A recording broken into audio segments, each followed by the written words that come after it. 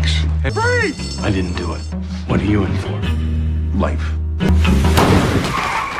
I gotta call you back. I just ran someone over. What are you doing here? Are you here to sue me? No. Good. They asked me to help you rob a bank. I did the time. I may as well have done the crime. What's your story, Henry? I just got out of prison. Wow. There's a tunnel. Already went to jail for robbing? Yeah.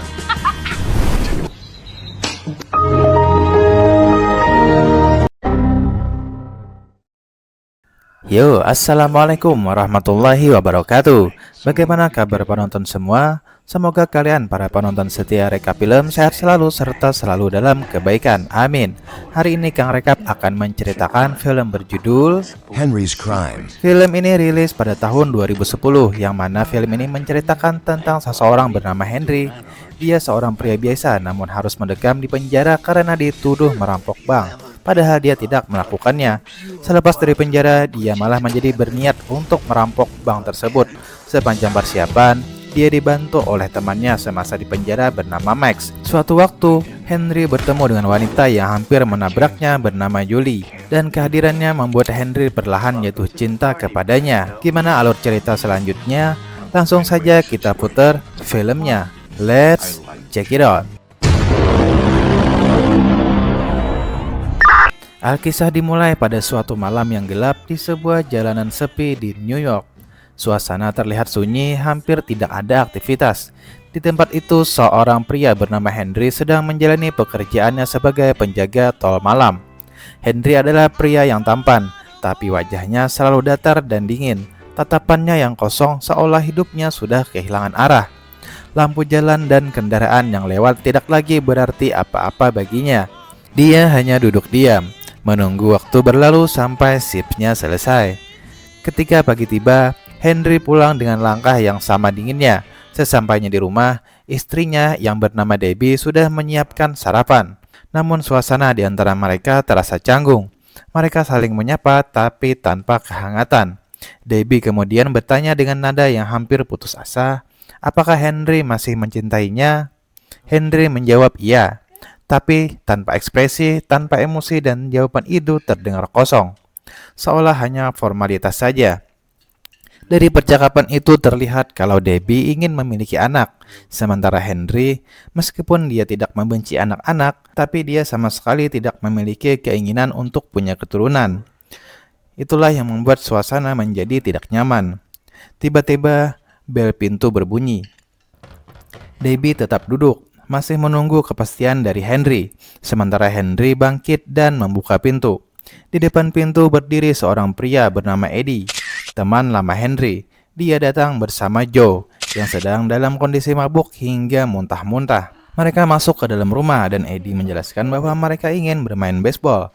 Namun mereka kekurangan pemain karena Joe tidak bisa ikut.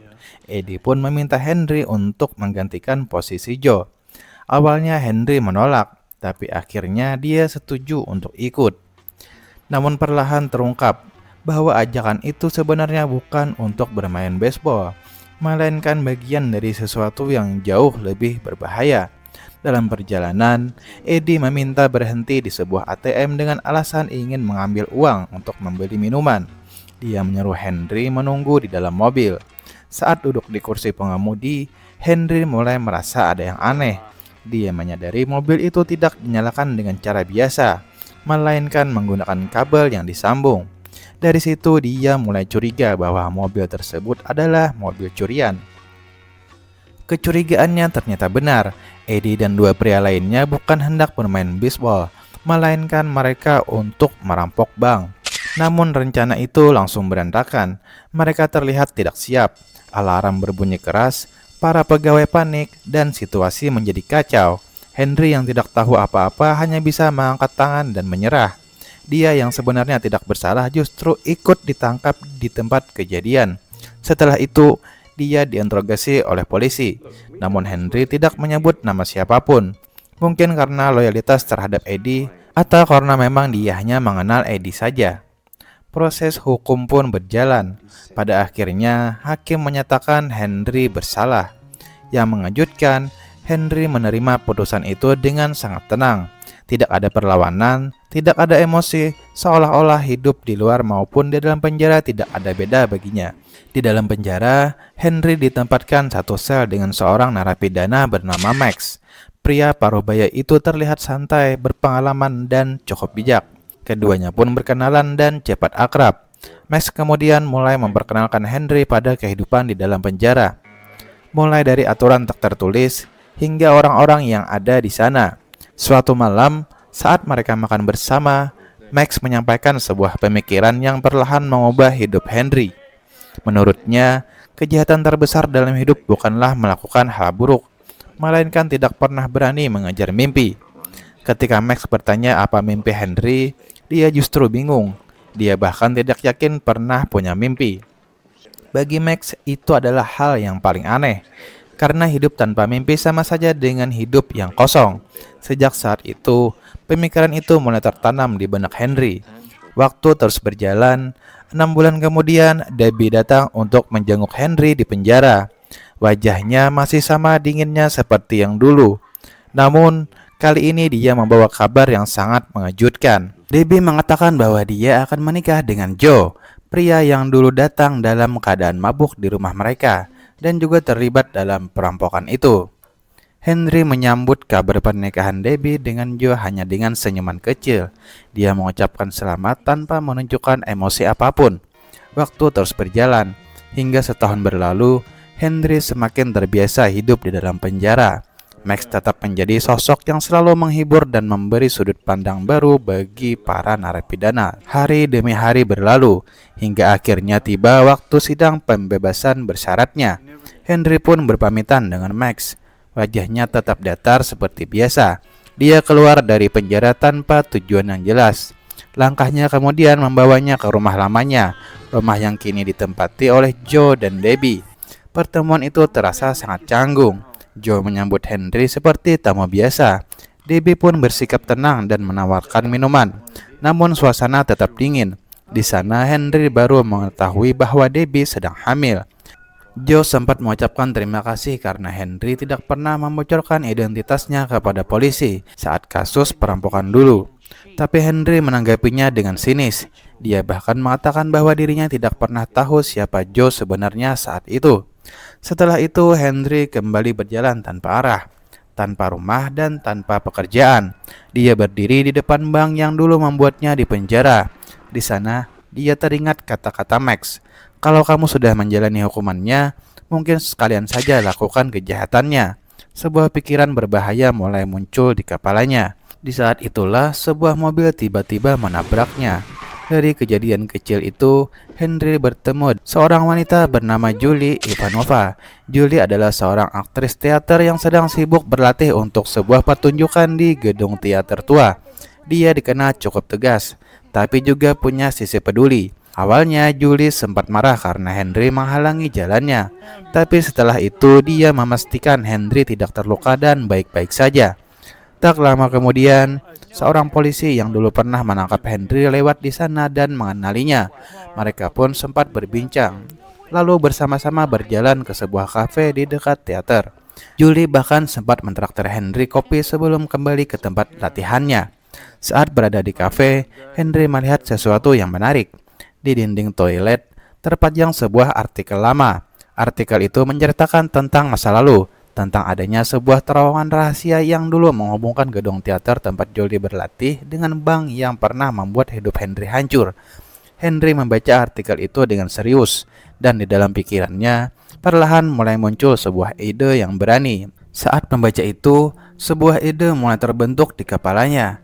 Jika dulu dia dihukum karena kejahatan yang tidak dia lakukan, mungkin sekarang dia akan benar-benar melakukannya. Untuk pertama kalinya dalam hidupnya, Henry merasa punya tujuan. Dia pun kembali menemui Max dan mengatakan bahwa sekarang dia akhirnya punya mimpi. Manajer teater memastikan bahwa memang ada terowongan lama di bawah bangunan itu. Namun sayangnya jalur tersebut sekarang tertutup oleh ruang ganti milik seorang aktor bernama Lo Pak Hin. Sejak saat itu, hubungan Henry dan Julie semakin dekat. Henry mulai mengajak Julie makan malam sederhana. Dari situ hubungan mereka berkembang menjadi kencan-kencan kecil, termasuk menikmati makanan Tiongkok bersama. Perlahan sisi dingin Henry mulai mencair. Untuk pertama kalinya dia merasakan sesuatu yang berbeda, perasaan yang mungkin selama ini hilang dari hidupnya, yaitu cinta. Namun di balik hubungan itu, Henry tetap menjalankan rencananya untuk bisa mengakses ruang ganti tersebut. Henry harus masuk ke dalam dunia teater. Dia pun mencoba ikut dalam pementasan drama berjudul The Cherry Orchard. Dengan bantuan dan strategi dari Max, Henry akhirnya berhasil mendapatkan peran. Di sisi lain, sutradara teater dikenal sangat keras dan sering memarahi para aktor, termasuk Julie. Tapi Max justru yakin bahwa Henry memiliki bakat yang alami. Dan benar saja, meski terlihat kaku di awal, Henry ternyata mampu beradaptasi cukup cepat di atas panggung. Sementara itu, di balik layar, rencana mereka terus berjalan. Akhirnya mereka berhasil membobol dinding ruang ganti. Tapi masalah baru muncul. Terowongan yang mereka cari ternyata sudah dipenuhi pasir dan tidak bisa langsung dilewati. Mereka membutuhkan bantuan tambahan. Henry kemudian mengajak Joe, pria pemabuk yang telah merebut istri darinya. Setelah sedikit diyakinkan, Joe akhirnya setuju untuk bergabung. Sejak saat itu, mereka bertiga mulai menggali terowongan tersebut secara diam-diam. Namun situasi semakin rumit. Seorang polisi bernama Frank yang dulu menangkap Henry secara tidak sengaja mengetahui rencana mereka. Alih-alih melaporkan, Frank justru ingin ikut terlibat. Ternyata dia punya alasan pribadi. Dulu saat istrinya sakit, bank tempat dia bekerja menolak memberikan pinjaman. Akibatnya dia kehilangan istrinya. Kini Frank melihat ini sebagai kesempatan untuk membalas dendam, sekaligus merasakan hasil dari perampokan sekali seumur hidup. Frank menjelaskan rencana yang dia ketahui. Setiap bulan ada truk yang mengumpulkan uang dari berbagai bank dan menyimpannya di satu brankas utama. Jumlahnya tidak main-main, bisa mencapai jutaan dolar. Dia juga menawarkan bantuan dari dalam, termasuk cara melewati sistem keamanan dan alarm. Tapi rencana itu terdengar terlalu berisiko. Salah satu dari mereka bahkan mulai curiga. Bisa saja ini jebakan dari polisi Frank. Namun masalah belum berhenti di situ. Joe yang masih sering mabuk tanpa berpikir panjang malah membawa Eddie, teman lama Henry yang dulu menyeretnya ke dalam masalah. Eddie memaksa ikut dalam rencana ini. Meskipun dia tidak mau ikut menggali terowongan, Max sempat menolak keras. Tapi situasi membuat mereka tidak punya banyak pilihan. Akhirnya dengan terpaksa, Eddie ikut bergabung. Sementara itu di sisi lain, latihan drama semakin memanas. Sutradara terus menekan para pemain dengan keras, terutama Julie. Dia sering dimarahi dan dipaksa tampil sempurna. Tekanan itu membuat Julie semakin stres dan lelah secara mental. Di tengah kondisi itu, Henry mencoba menghiburnya. Namun justru di saat itulah Henry mengaku bahwa setelah malam pembukaan nanti dia akan pergi. Ucapan itu langsung membuat Julie marah besar. Baginya peran Henry sangat penting dalam pertunjukan. Tapi yang lebih menyakitkan, Julie merasa Henry telah menyeretnya dalam sesuatu yang berbahaya. Dia menuduh Henry telah merusak segalanya, baik pertunjukan maupun hidupnya. Julie mengatakan Henry seorang perampok. Kata-kata itu terasa menusuk bagi Henry. Henry mencoba menjelaskan, tapi Julie sudah tidak ingin mendengar apapun lagi. Dia mengusir Henry dari hidupnya. Di sisi lain, Henry pun mulai goyah. Dia mengakui bahwa selama ini dia hidup tanpa arah. Semua yang dia lakukan terasa kosong. Tapi kali ini dia ingin melakukan sesuatu yang benar-benar berarti. Meskipun caranya salah, dia ingin mencoba. Dia ingin membuktikan bahwa hidupnya tidak sia-sia. Dan untuk pertama kalinya, Henry benar-benar mengambil keputusan besar dalam hidupnya. Akhirnya malam yang ditunggu-tunggu pun tiba. Pertunjukan The Cherry Orchard resmi dimulai. Penonton memenuhi ruangan. Suasana terasa tegang sekaligus megah. Di atas panggung, para aktor bersiap memainkan peran mereka. Sementara itu, di balik layar, rencana besar mulai dijalankan. Max, Joe, Eddie, dan Frank bergerak diam-diam menuju jalur terowongan yang sudah mereka siapkan. Dengan keahliannya, Eddie berhasil membuka akses menuju ruang brankas. Tanpa membuang waktu, mereka mulai mengangkut uang dalam jumlah besar ke dalam karung. Semuanya berjalan lancar setidaknya untuk sementara. Di sisi lain, Henry tetap tampil di atas panggung, menjalankan perannya seperti tidak terjadi apa-apa. Namun di sela-sela itu dia juga membantu memastikan rencana tetap berjalan, hingga akhirnya masalah muncul. Eddie berkhianat. Dia tiba-tiba menodongkan pistol ke arah Max. Yes, it is. Joe, take the money and put it in the car now. Don't fuck with me, old man. What are you want to shoot me? Go ahead. You're gonna have to kill me.